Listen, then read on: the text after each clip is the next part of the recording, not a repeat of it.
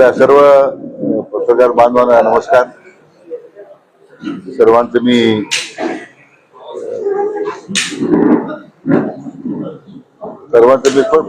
पुढे घेतो.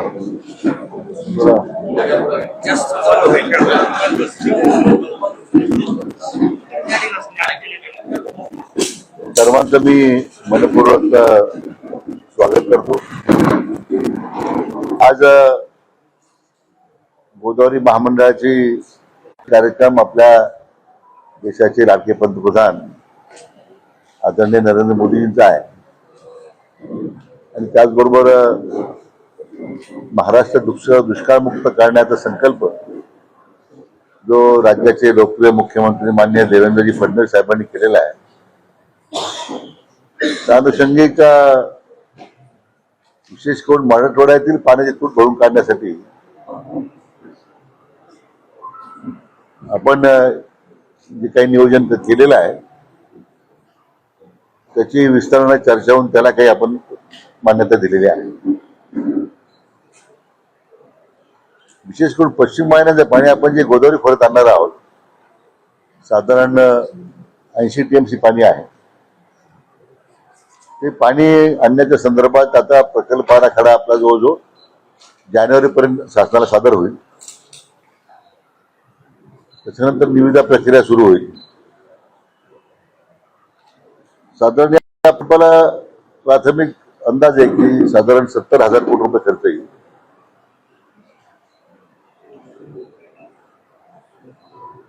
पण ते पाणी आपल्या खोऱ्यात आल्यानंतर त्याचं नियोजन कसं करायचं त्या संदर्भात सर्वेक्षण, त्यामध्ये आपल्या देशातील जे काही प्रमुख पायाभूत सुविधामध्ये किंवा धरणांच्या मध्ये काम करणाऱ्या ज्या संस्था आहेत, खाजगी संस्था आहेत, त्यांना बोलवलं होतं. प्रमुख वित्त संस्था देशभरातल्या त्या ठिकाणी बोलवल्या होत्या आणि आम्ही जलसंपदा खात्याकडून मग ते नळगंगा वेणगंगा प्रकल्प आहे जो विदर्भाचा वरदान ठरणारा प्रकल्प आहे. आपला प्रकल्प आहे जो आहे नदीजोड प्रकल्प जो गोदावरी खोऱ्यात पाणी आणण्याचा आहे.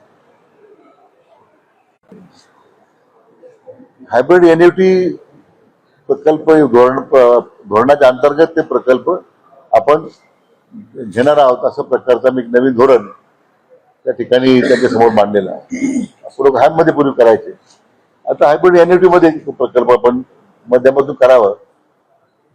मग त्या सगळ्या जो 12-13 संस्था अरेंज करा आणि त्याला अतिशय चांगलं यश मिळालं. मुख्यमंत्र्यांचे वित्तीय सल्लागार माननीय प्रवीण परदेशी जी होते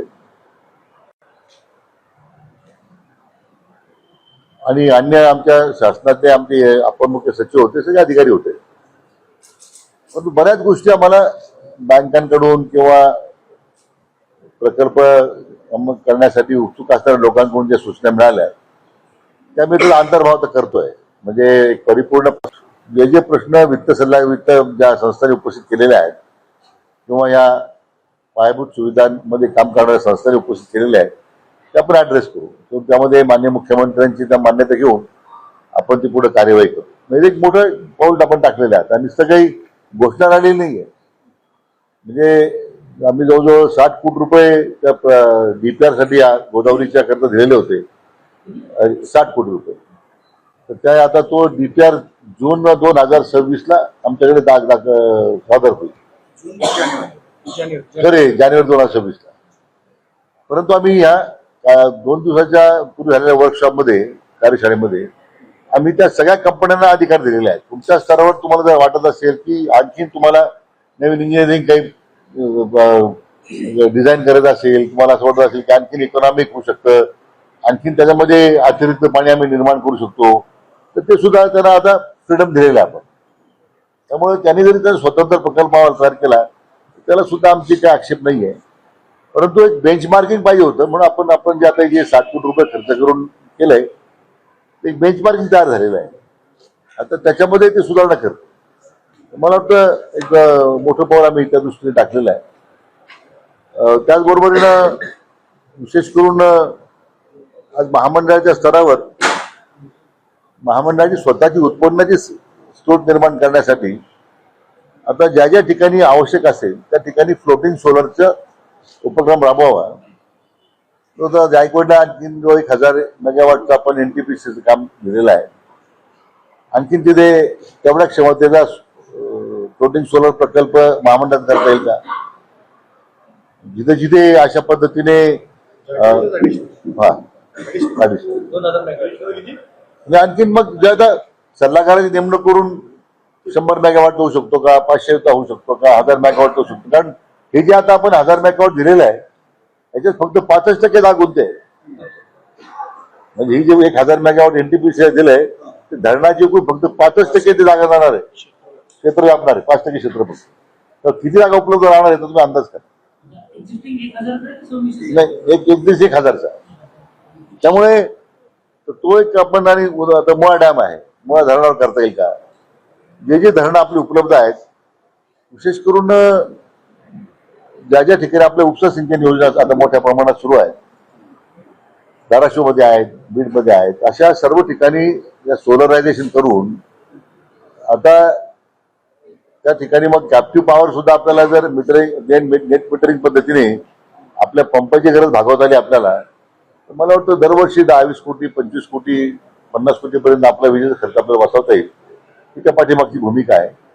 शासनाचा पैसा वाचेल, महामंडळ अतिरिक्त उत्पन्न तयार होईल आणि जे काही प्रकल्प मग निधीअभावी छोटे छोटे त्या भागातले 10 कोटीचे 20 कोटीचे जे निधीअभावी पेंडिंग असतात त्याला किती देता येईल असा एक पहिला प्रयोग आम्ही आता त्या निमित्ताने निर्णय केलेला आहे. आणि त्याचबरोबर म्हणजे आता अॅन्युअल मेंटेनन्स कॉन्ट्रॅक्ट आपण आता द्यायचा निर्णय केला. त्यासाठी सल्लागार नेमतो आपण कृष्णा खोऱ्यामध्ये आणि इकडे की जेवढे आपले जेवढे उपसा सिंचन योजना आहेत तर त्या सगळ्या उपसा सिंचन योजनेचं दुरुस्ती देखभाल ही जी आपण इलेक्ट्रिकल डिपार्टमेंट आहे, मेकॅनिकल डिपार्टमेंट मध्ये मार्फत करतो त्याच्या ताळमेळ एवढा आहे. आता आम्ही विभागाचं आता एकत्रीकरण करायचा प्रस्ताव प्रक्रिया सुरू केलेली आहे. म्हणजे उदाहरणार्थ एका जिल्ह्याला एक एसी 2 एसी आहेत, एक मॅनेजमेंटचं काम करतो, एक कन्स्ट्रक्शनचं काम करतो. तशी आवश्यकता नाहीये की बरेच प्रकल्प आता पूर्ण झालेले आहेत, त्या पद तसेच राहिलेले आहेत, तर ते एकाच एसी खाली आम्ही आणतो. ते मोठं रिस्ट्रक्चरिंग काम आम्ही हातात घेतलेलं आहे. त्या मनुष्य उपलब्ध होईल नंबर 1. आणि हे जे इलेक्ट्रिकल मेकॅनिकलचे लोक स्वतंत्र काम करायची इंजिनियरच्या हाताखाली त्या सगळ्या डिव्हिजन आता त्या संबंधी ईसीच्या अंडर देऊन टाकल्या.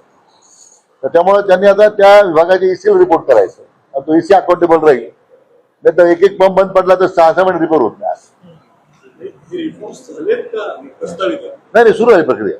तर मान्यच दिली आपण आता फक्त अंतिम प्रस्ताव दोन्ही ईडीची कमिटी जमलेली आहे. बहुतेक ह्या महिन्यात तो प्रस्ताव येईल आमच्या पुढे मान्यता द्यायला. म्हणजे जे रिस्ट्रक्चरिंग झालं त्याला मान्यता द्यायची करण्याबद्दल निर्णय झालेला.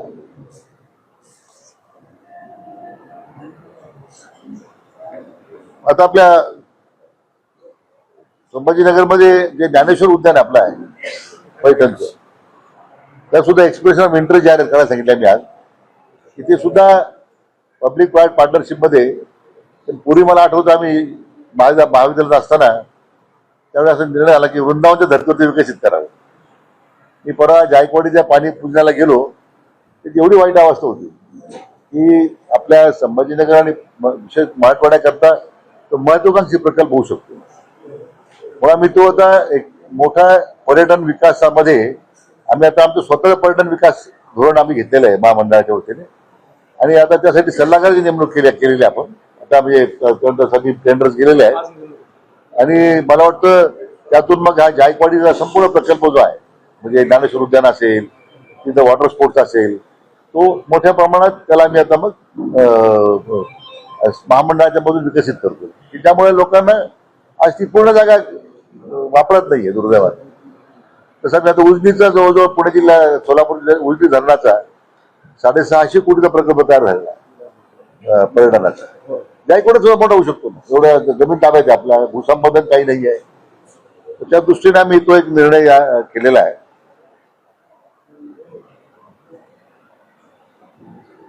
माजलगावमध्ये सुद्धा त्या ठिकाणी शैक्षणिक व पर्यटन विकास संदर्भात एक प्रस्ताव आमच्या आला होता, एकात्मिक प्रकल्प करावा. त्याला सुद्धा एक्सप्रेशन ऑफ इंटरेस्ट जाहिरात द्यावी आणि त्या ठिकाणी निविदा मागवाव्यात असा आपण आज निर्णय घेतलेला आहे. विशेषतः तुळजाभवानीला मी गेलो होतो त्यावेळी रामदारा प्रकल्प जो आहे आता प्रचंड मोठा ते तलाव झालेला आहे. तर त्या ठिकाणी बोटिंग आणि अन्य सुशोभीकरणाचं काम तो तुळजापूर विकास आराखडा तयार करणार प्राधिकरण करणार आहे. पण ते 100 कोटीचं काम महामंडळाने करावं, निधी उपलब्ध ते करणार आहे. तो आम्ही निर्णय घेतला काम आपल्या वतीने आपण काय आपण ते करूया. मध्ये मग काही आपण आपल्या भागामध्ये जुने जे केटीवर आहेत बहुतांशी जुने केटीवर 25-25 वर्ष झाले त्या केटीवरना त्याची पडझड होते. आता आम्ही सगळ्या केटीवरचं रूपांतर साधारण ज्याला तो व्हर्टिकल बॅरेज आहेत त्यामध्ये ते त्या रूपांतर करावं म्हणजे क्षमता तेवढीच राहणार आहे. पण बऱ्याच वेळा आपण पाहतो केटीवर फुटले वाहून गेले ते फळ्या काढायला माणसं नाही आहेत. हा म्हणजे मग त्याला मेकॅनिकल गेट राहतील म्हणजे मेकॅनिकल ऑपरेट गेट्स राहतील. बंधारी क्षमता तेवढीच राहील फक्त थोडं मेकॅनाइज करू आपण म्हणजे ज्या फ्लड कंट्रोलमध्ये आता तर पुराची स्थिती अशी की काय किती पूर येतील याच्यावर क्लायमेट चेंजचा इम्पॅक्ट आहे. तर आम्ही बहुतांशी केटीआर मध्ये व्हर्टिकल त्या पद्धतीचे गेट्स बसून त्या उपबंधाऱ्याचं रूपांतर करायचं आपण ठरवलंय. बऱ्याच ठिकाणी महामंडळाच्या नद्या बाजूला बरेच काही ठिकाणी क्षेत्र खचलेलं आहे तिथं संरक्षण भिंत बांधावेत अशा प्रकारचा एक निर्णय आपण त्याचा हे करायला सांगितलं सर्वेक्षण त्यांना. मला वाटतं बाकीच्या मग हिंगोली जिल्ह्यातील अनुशेष दूर करण्यासाठी सुकळी व दिग्रस या 2 साठवण बंधाऱ्याकरता आपण आज 225 कोटी रुपयाच्या अंदाजपत्रकाला प्रशासकीय मंजुरी दिली आपण आज. तर तो अनुशेष मधला जिल्हा आहे हिंगोली दिग्रस आणि सुकळी हा लघु प्रकल्प आहे. छत्रपती संभाजीनगर जिल्ह्यातील वाकोद व शिवणे टाकळी या 2 मध्यम प्रकल्पाच्या वितरण व्यवस्थेमध्ये बंधनाधिकाद्वारे पीडीएल मध्ये आपण 300 कोटी रुपये किमतीच्या कामाचा निर्णय त्यासाठी त्याला मान्यता दिलेली आहे. त्यामुळे त्या तालुक्यामध्ये साधारण एकूण 9,217 हेक्टर क्षेत्राला अधिक सिंचन लाभ मिळणार आहे. नंतर छत्रपती संभाजीनगर मधील वाकूज प्रकल्पातील पिंपळगाव वळण इथे अस्तित्वात असणाऱ्या कोपा बंधाऱ्याचे निम्न पातळी बंधाऱ्यामध्ये मी म्हटल्याप्रमाणे व्हर्टिकल बॅरेजमध्ये रूपांतर करायचं त्याला 25 कोटी रुपयाच्या कामाला आपण मान्यता दिली आहे. नंतर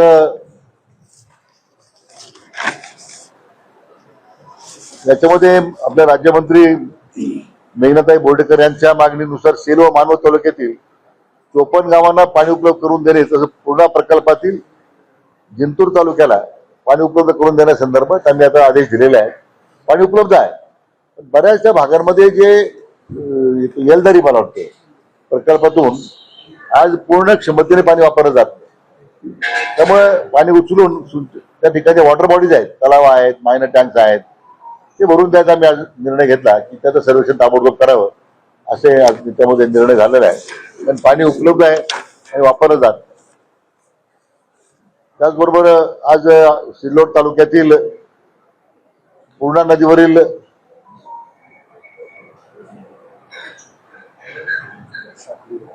जे बंधारे आहेत त्याला आता मान्य केलं आम्ही पण ते MWR पुढे गेलेलं आहे राज्यपालाच्या मान्यतेसाठी गेलेलं आहे आणि मग ते MWR ची मान्यता घेऊन आपण ते काम सुरू करू.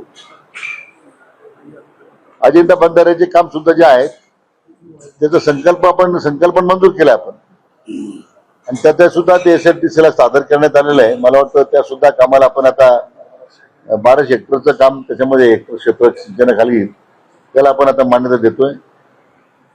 सोयगाव प्रकल्पातून जंगलातांडा प्रकल्पाच्या नवीन बंद नलिकाद्वारे पाणी सोडावं अशी मागणी होती. तर आता नवीन मागणी आली होती आम्ही त्याला सर्वेक्षण करण्याचे आदेश दिलेले आहेत.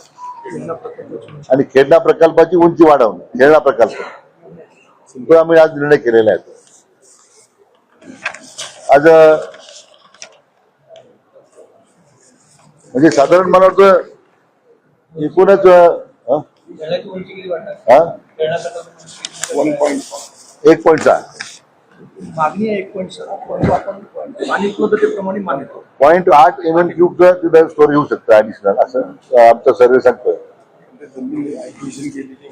आणि सुधारणा किंवा जमीन ऍक्टर झालेली आहे, म्हणजे there is no Naveen acquisition. मला वाटतं प्रामुख्यानं आता जे मच्छीमाराचं जे काम होतं तर ते सुद्धा आता यापुढे म्हणजे मत्स्य व्यवसायाचं जे काम आहे ते आता महामंडळाच्या वतीने ते विकसित करावं असा आपण निर्णय केलेला आहे. जे मत्स्य महामंडळ वगैरे जे करत होतं त्याला कुठे शिस्त राहिलेली नाहीये. सगळं पाणी प्रदूषित धरणातलं होतं, पाणी पिण्यासाठी धरणातले ते कोणी पाहत नाही, ठेकेदार कोणी माहीत नाहीये. तर मग जसं आता पर्यटन विकास आम्ही करायचा निर्णय घेतलाय तसं याचाही निर्णय आपण आता केलेला आहे की हे सुद्धा मत्स्य व्यवसायाचा जो कामकाज कारभार आहे त्या सुद्धा महामंडळाने ते धोरण आणून ते त्या पद्धतीने विकसित करावं. आता म्हणजे पर्यटन झालं, हे झालं, त्यामुळे मला वाटतं आता आपण आता याची नेमणूक केली आहे, फायनान्शियल ऍडवायझर वित्त सल्लागाराची नेमणूक केली आहे आणि प्लस तांत्रिक सल्लागाराची नेमणूक केली आहे. आपण जे प्रकल्प तयार करतोय आमच्या सीडीओकडे गेले की 2-2 वर्ष लागतात. त्यामुळे खाजगी संस्थेकडून ते काम करून घ्यायचं, महिना 2 महिन्यात पूर्ण होईल. परंतु आता अंतिम वेटिंग सीडीओ करेल, सीडीओला वेट द्या, म्हणजे असं नाही की केलं लगेच मान्य होईल, पण ते सीडीओनी वेट करायचं. पण एवढं सीडीओकडे 2 वर्ष काळ लागत होता तो ड्रास्टिकली कमी होईल, म्हणजे प्रकल्पाला गती, ह्याच्या पाठीमागची भूमिका आहे. 2 वर्षापूर्वी आपण एक संभाजीनगर जिल्ह्यामध्ये शनी देवगाव उच्च पातळी बंधाऱ्याचा निर्णय घेतला पाडण्याचा. परंतु आता 2 वर्ष झाली तरी अजून त्याला प्रशासकीय मान्यता. काय झालं, शनी देवगड अडचण काही राहिलेली नाहीये. तो राज्यपालांकडे अडकून पडला होता त्या याच्यामध्ये. आता राज्यपालांची आता नवीन नेमणूक झाली की ती मान्यता घेऊन मग MWची त्याला मान्यता मिळेल. MW आम्ही पाठवला होता, ते राज्यपालाची मान्यता होतं आणि त्याला जे काही कुठे अडचणी आता राहिलेली नाही. मी स्वतः त्यात लक्ष घातलेलं आहे शनिदेवगावमध्ये आणि तो आता मला वाटतं राज्यपाल आता नवीन आलेले आहेत, आम्ही लगेच पाठपुरावा करून ते आम्हाला सुरुवात करता येईल. आपल्याला 70,000 कोटी 80,000 कोटी रुपयांची जी कामं ते काही कर्जरोखे करणं, पूर्वी तुमच्याकडे कर्जरोखे काढले जायचे, आता तुम्ही वित्तीय संस्था ज्या म्हणतात त्या तयार आहेत, जाणार आहे, याचा कालावधी कळत नाही. नाही, कसं आहे ते हायब्रिड एन्युटी मध्ये आणि मागच्या 8 वर्ष झाले आहे, नाही सांगतो मी, त्याचं काहीतरी टाइम बाउंड तर करायला पाहिजे ना त्याला काही. ते सांगतो मी. हायब्रिड एन्युटी मध्ये आपण काय घेतले प्रकल्प आहे, त्या प्रकल्पाच्या आणि त्या वित्तीय संस्था आणि ज्या एजन्सीज काम करणाऱ्या आहेत, मोठ्या उदाहरणार्थ वेल्सपन आहे, अशा मोठ्या संस्था त्यामध्ये काम करत आहेत, तर त्यांना आपण त्या सगळ्या प्रकल्पामध्ये आता हा प्रकल्प जो आहे गोदावरीचा यांना पण 10 वर्ष काढून ठेवून दिलाय. 10 वर्षात पूर्ण करावे, काही प्रकल्प 7 वर्षात पूर्ण करावेत. हा आपला गोदावरीचा आहे तो मला वाटतं 7 वर्षात पूर्ण करायचं म्हटलं आपण. वेळगाव मोठा आहे त्याला 10 वर्ष आपण दिलेला आहे. आणि त्यासाठी मग त्याप्रमाणे वित्त संस्था जी काम करणारी संस्था जी आज पुढे यायला तयार आहे आणि त्यांना मग त्याच्यामध्ये त्यांना औद्योगिक पाण्याचा वापर असेल, पंप स्टोरेज पॉलिसीमध्ये त्यांना हायड्रोचं काम करायचं असेल, स्वतः त्यांनी काय यावं पुढं, हे पैसे उभे करताना त्यांना याचाही फायदा त्यांनी मिळावा, त्यांनी घ्यावा, ज्यामुळे त्यांचा प्रकल्पामध्ये इंटरेस्ट वाढेल, गुंतवणूक करतील, कर्ज काढतील आणि त्या प्रकल्प वेळ पूर्ण होईल. हा नवीन कन्सेप्ट आता पुढे आणलेला आहे आपण. या 70,000 मध्ये मराठवाड्याला पण तुमच्याकडून दायित्वाची अडचण आहे, तर बोगद्याच्या लेवलचीच काही अडचण आहे. खरं आहे का? आणि काय पैसे नाही उजनीतून इकडे जे नाही, मराठवाड्याला त्याला अडचण काही नाही आहे. मुळात भीमा कृष्णा स्थिरीकरण जे आहे तर आपण जवळजवळ 80 टीएमसी पाणी आपण डायव्हर्ट करतो कृष्णेतून उजनीमध्ये. त्याला आता फायनल स्टेजला आहे, तर वर्ल्ड बँकेची मदत आहे आपल्याला. तो साधारण जवळजवळ 100 किलोमीटर बोगदा करतो आपण ते पाणी आणण्यासाठी. त्याला काय 2 महिन्याची विंडो असते, पुढे जवळ डायव्हर्ट करायचं आपल्याला. त्यामुळे बोगद्याची उंची आता आम्ही हे स्केल ऑफ बोगद्याची साईज वाढवतोय कारण पाणी आपल्याला अधिक चालता आलं पाहिजे, नंबर 1. आणि उजनीवर आल्यानंतर जे सिना गोव्याला पाणी द्यायचं आपल्याला. आज ते 7 टीएमसी पाणी 23 टीएमसी पाणी द्यायचं आहे आपल्याला त्याला. त्यामुळे आता आपण 16 टीएमसी पाणी उचलतो, 7 टीएमसी पाणी उचलतोय आणि 7 त्याला काय काम सुरू आहे आता. आय थिंक बाई त्याच्यातूनच दायित्व नाही आहे, त्याला पैसे कमी नाही, अडचण नाही घेत ऍब्सोल्युटली काय प्रॉब्लेम नाही. निधी आहे, यावर्षी निधी आहे. पाटील साहेब यावर्षी आपण दिलंय त्याला पैसे. हा, आपण जे घोषणा करतो राज्याचं बजेटच जलसंपदा नाही, त्याचा काही संबंध नाही काही. आम्हाला 20 वर्ष झाले आज कृष्णा टीम बरोबर साहेब. जात नाही. आता साहेब प्रकल्प शिल्लक आहे. मुळातच आता सरकार फक्त घोषणा करते. याच्यापूर्वी मराठा वाटणीसाठी 12,000 कोटी निविदा काढल्या, पुढं काहीच झालं नाही. माझ्या आता मी माझ्या विषयीच बोलू शकतो साहेब. आता जेवढं माझ्यावर दायित्व होतं ते मी पूर्ण करू राहिलो होते. साहेब, संभाजीनगरला लिकर कंपन्या इतक्या आहेत, सगळं पाणी जातं, व्यवस्थित पाणी जातं, त्याच्या संदर्भात काय मी काही त्याचा आढावा घेतला नाहीये. म्हणजे व्हेरी फ्रँक, म्हणजे उगाच मी काहीतरी तर ते काही एमआयडी त्याला पाणी परवानगी त्यावेळी एमआयडीसीने घेतली असेल है ना, आपण काय पाणी देत नाही. सर, ते नदीजोड प्रकल्पाचं मुख्य अभियंता कार्यालय औरंगाबादला करायचं ठरवलं होतं. पण ते नाशिकला पळवलं, सगळ्या मंत्र्यांनी मिळून मुख्य अभियंता नाही, कार्यालय. तुमचा गैरसमज आहे बरं का तो. हा गैरसमज पहिला काढून टाका. संभाजीनगर नाशिक असं काही तुम्ही कसं करता प्रादेशिक बांधले म्हणतात. साधं काम आहे की पाणी ओढून येणार आहे कुठं, कोकणात. मग कोकणाच्या चीफ इंजिनियरजवळ काय आहे? म्हणून आपण म्हणून ते प्रकल्प ते चीफ इंजिनियर कार्यालय ठाण्याला होतं. ते लक्षात घ्या. जवळ आणलं. ते ठाण्याहून नाशिकला काय आणलं की एक सब डिव्हिजन नाशिकचं आपण प्रवरी सब डिव्हिजन आपण हलवलं नाशिकला, तर जागा देऊन टाकली आणि तिथून त्यांना रोज याला जायचंय, पालघर जिल्ह्यात जायचंय, खाली कोकणात उतरायचं आहे. म्हणून ते सोयी करता गेले. त्याला काही कुठेही तर करता येईल ना, पण शेवटी इथं मुख्य अभियंता जाऊन वर काय करणार आहे हा मोठा प्रश्न आहे. त्यामुळे इथे काही होईल ना, काय प्रॉब्लेम नाही आहे. Absolutely they are open to everything. तिला चीफ इंजिनियर राहिला म्हणजे पाणी असं काही नाही. फक्त सर्वेक्षणाकरता प्रकल्पाच्या तयारी करता आपण ते ठेवलेलं आहे तिथे. बाकी इथं आपण इथलं काही हलवत नाही आपण. पैठण धरणासाठी वर्ल्ड बँकेकडून 80 कोटी रुपये 2 वर्षापूर्वी आले. 2 वर्षात फक्त 2 कोटी खर्च झाले. आता 78 कोटी 1 वर्षात होणार. काय स्थिती अडचण नाही त्याला काही वर्ल्ड बँकेकडून 80 कोटी 2 वर्षापूर्वी त्याला अडचण काही नाही. आता मी 2च कोटी खर्च. बरोबर 2 वर्ष. काय आता 1 वर्षात 78 जो ठेकेदार नेमला होता तो डिफॉल्ट झालाय तो. ठेकेदार नाही, काय फक्त 2च कामं दिली. मागच्या वर्षी निधी नव्हता सर, यावर्षी निधी आलेला आहे. यावर्षी काम पूर्ण झालं. त्याच्यानंतर गोदावरीवर जे बॅरेजेस तयार झाले त्याच्यासाठी आकृती बंद नाही, त्याच्यामुळे पूरग्रस्त परिस्थिती निर्माण होते. नाही, आता गोदावरीवरची आकृती बंद तो प्लॅन तर अगोदरच तयार आहे. आपल्या लवादामधला प्लॅन तयारच होता गेटवर बांधण्याचा. आता त्याचं रूपांतर आता सगळ्या ठिकाणी मागणी काय लागली आता की हाय लेवल बॅरेजेस बांधा म्हणून. त्याला मी मान्यता देऊ राहिलो होता. जेवढं पाणी आपलं अडवता येईल त्या लवादाप्रमाणे तेवढं पाणी आता ह्या डाऊन स्ट्रीमला गोदावरीच्या ते आपण ते रूपांतर करतोच आता. म्हणजे काही केटीवरचं हाय लेवल बॅरेज मध्ये करतोय, काही नवीन हाय लेवल बॅरेज बांधण्याचा आता प्रस्ताव केलेला आहे. 70,000 विष्णुपुरीसाठी पण एक हा? विष्णुपुरीचाच प्रस्ताव होता आणि बाबळीसाठी पण अडचणीचं होतं. नाही, विष्णुपुरीचं काय आहे की त्याचा विष्णुपुरीचा प्रस्ताव मॉडर्नायझेशनचा होता. ते सगळे खराब झाले. त्या मी आता करतोय सुरू. त्याला मान्यता देतो आपण विष्णुपुरीच्या टोटल रेनोव्हेशनला प्रकल्पाच्या. पण बाबळीचा प्रॉब्लेम काय झालाय की बाबळी बंधाऱ्यामध्ये जो श्रीराम साखर जो आहे काय पाचमपोड काही नाव होतं, पोचम पाट जुना ते आपल्याला दरवाजा लावू देत नव्हते जून मार्च पर्यंत. थोडं विसंगती त्यांच्या काम. आज म्हणजे मला वाटतं किती टीएमसी आहे पोचमड? 100 TMC. नाही पोचमड किती 26 80 TMC. हा 80 नाही, TMC नाही. पोचमपाड आहे. हा? हा. पण त्याच्यातून जवळजवळ आता 200 टीम्स पण होऊन गेले यावर्षी. आणि वर ते बंधारे वर ते धरणाचे गेट काहीतरी लावायचं लवकर उघडत नाही. त्यामुळे मागचा जो एरिया बाबळीच्या भागातला ते बऱ्याच ठिकाणी शेतकऱ्यांच्या जमिनी सबमर्ज होता. तर तुम्ही आता हातात घेतलेला मुद्दा तो. माझा मी स्वतः प्रयत्न करतोय त्यांच्या मंत्र्यांशी. स्वतः मान्य मुख्यमंत्र्यांनी पत्र लिहिलंय त्यांच्या मुख्यमंत्र्यांना.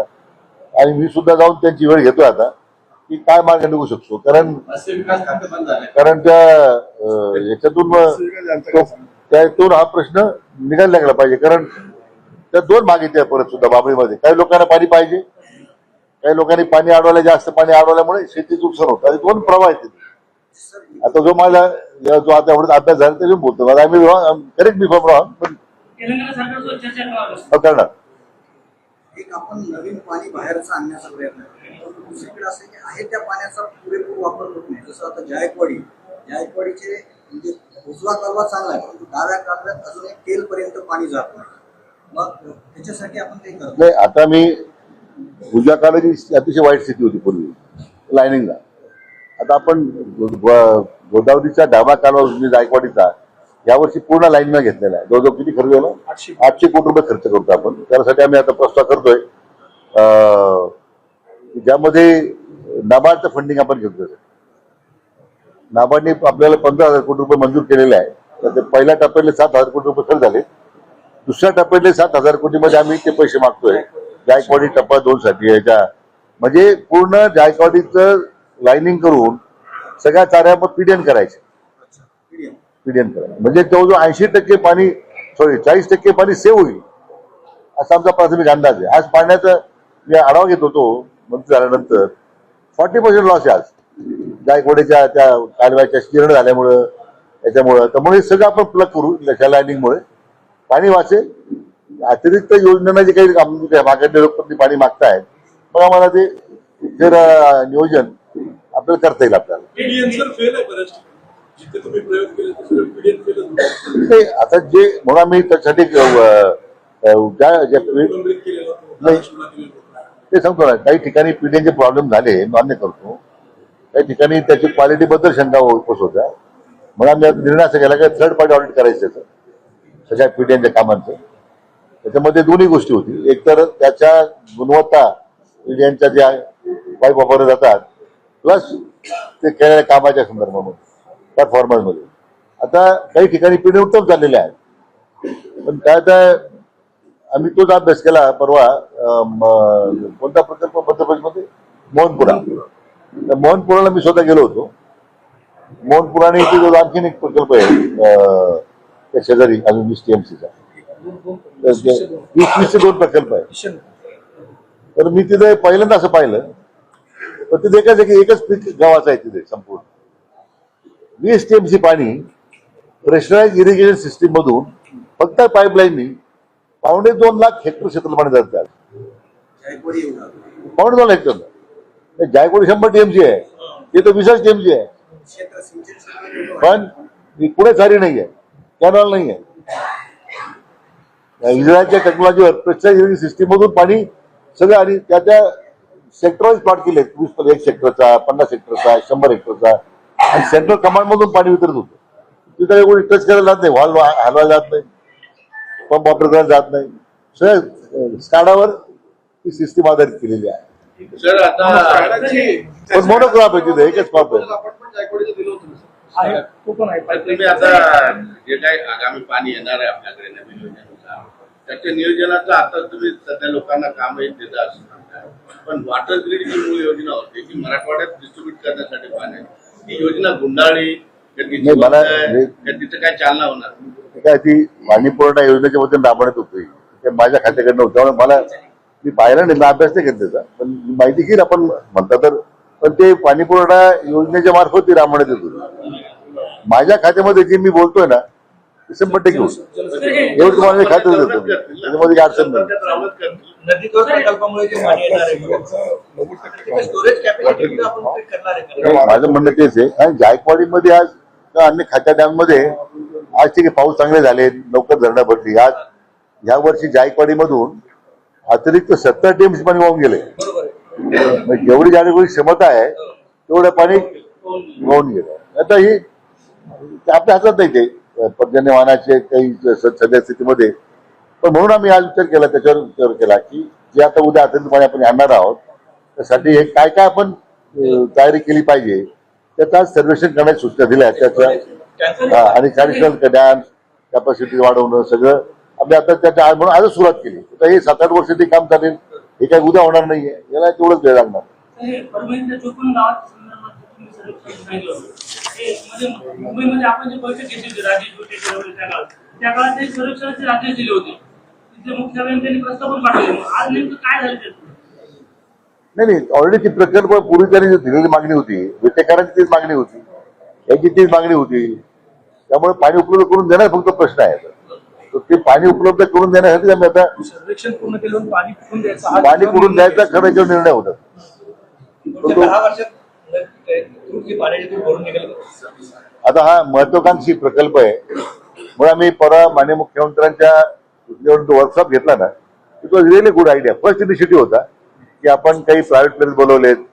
म्हणजे मला वाटतं स्टेट बँक कॅपनीच पुढाकार घेतला होता SBI कॅपनी एडीबी आहे, एसबीआय, तुमचं आयडीबी आहे, सॉरी एडीबी होतं. नंतर मला वाटतं गव्हर्नमेंट ऑफ इंडियाची इन्फ्रास्ट्रक्चर कंपनी आहे फंड देणारी, दॅट ऑल्सो काम. नाबार्डच्या लोकांनी तर सांगितलं आम्ही पायीवर निधी उपलब्ध करून द्यायला तयार आहोत नाबार्डच्या माध्यमातून. म्हणून ते कसं रिस्ट्रक्चर करायचं त्यासाठी एक कसं इट वॉज फर्स्ट इनिशिएटिव्ह. त्या मला वाटतं आम्ही एक महिनाभरात लेटेस्ट वर्ग घेऊन द्या, काही दाखवूया काय चांगलं होईल. एक सामान्य एक पाणी 6% कमी करण्यात आले. सामान्य एक पाणी वाटप काही नाही, त्याला ते इतिहास हिस्ट्री नाव त्यामध्ये काही जुन्या गोष्टी काय चर्चा करतात. पाणी आपलं ज्यादा आणायचं आहे ना आता.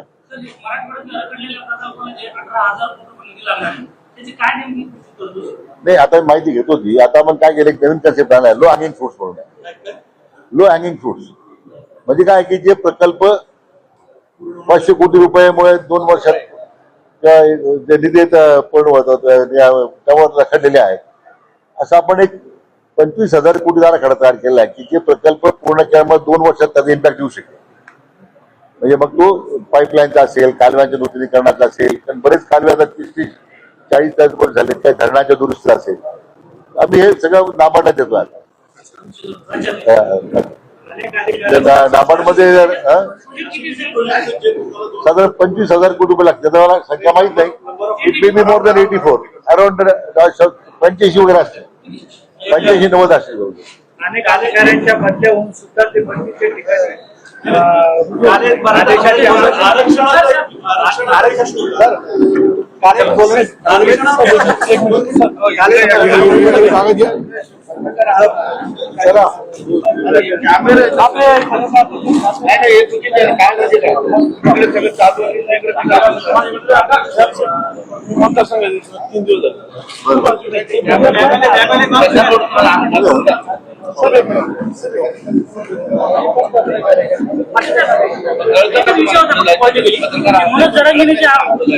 पाटलांनी जी गोलमेज परिषद घेतली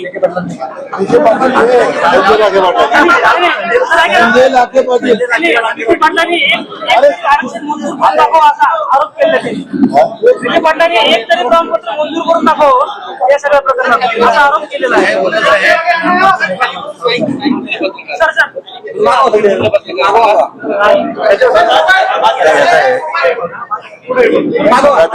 गोलमेज परिषदेने काय निर्णय घेतला मला माहिती आहे. गोलमेज परिषदेचे लोक मला भेटले नाही. ती काय गोलमेज मोठी परिषद त्या मला भेटले नाही. ते आता ते जर मला भेटले, त्यांनी काय निवेदन दिलं काय मी बोलायला सविस्तर काय आपण केलंय असं आहे. म्हणून माझा एकच सातत्याचा प्रश्न आहे, मान्य देवेंद्रजींनी 19 साली 16% आरक्षण दिलं, सर्वोच्च न्यायालयापर्यंत टिकलं. ते 2.5 वर्षाच्या महाविकास आघाडीत आरक्षण घालवलं. त्यांना पहिला जा विचारा मुख्यमंत्री काय करणार आहे, दाखले देणार आहे की नाही, दॅट इज सेकंडरी, तिला मी करणारच आहोत. पण ज्यांनी घालवलं त्यांना काही जा विचारला तुम्ही आम्ही कोणत्या परिस्थितीने